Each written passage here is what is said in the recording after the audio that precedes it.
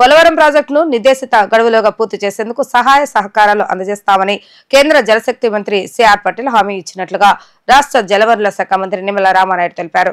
ప్రధాని నరేంద్ర మోడీ సైతం పోలవరం ప్రాజెక్టుపై ప్రత్యేక శ్రద్ధ కనబరుస్తున్నారని సిఆర్ పటేల్ తెలిపారన్నారు. రాజస్థాన్లోని ఉదయ్పూర్లో నిర్వహించిన రాష్ట్రాల జలవనరుల శాఖ మంత్రుల సదస్సుకు హాజరైన నిమ్మల కేంద్ర జలశక్తి మంత్రి సిఆర్ పటేల్ ను కలిశారు. ఈ సందర్భంగా రాష్ట్రంలోని ప్రాజెక్టులపై కేంద్ర మంత్రికి ప్రత్యేక నివేదిక ఇచ్చినట్లుగా నిమ్మల తెలిపారు. పోలవరం ప్రాజెక్టు నిర్మాణానికి సహాయ సహకారాలు అందజేస్తున్నందుకు సిఆర్ పటేల్ కు మంత్రి ధన్యవాదాలు తెలిపారు. కూటమి ప్రభుత్వం అధికారంలోకి వచ్చాక ముఖ్యమంత్రి చంద్రబాబు నాయుడు స్వయంగా 3 సార్లు పోలవరం ప్రాజెక్టును సందర్శించి వర్క్ షెడ్యూల్ విడుదల చేశారని నిమ్మల గుర్తు చేశారు.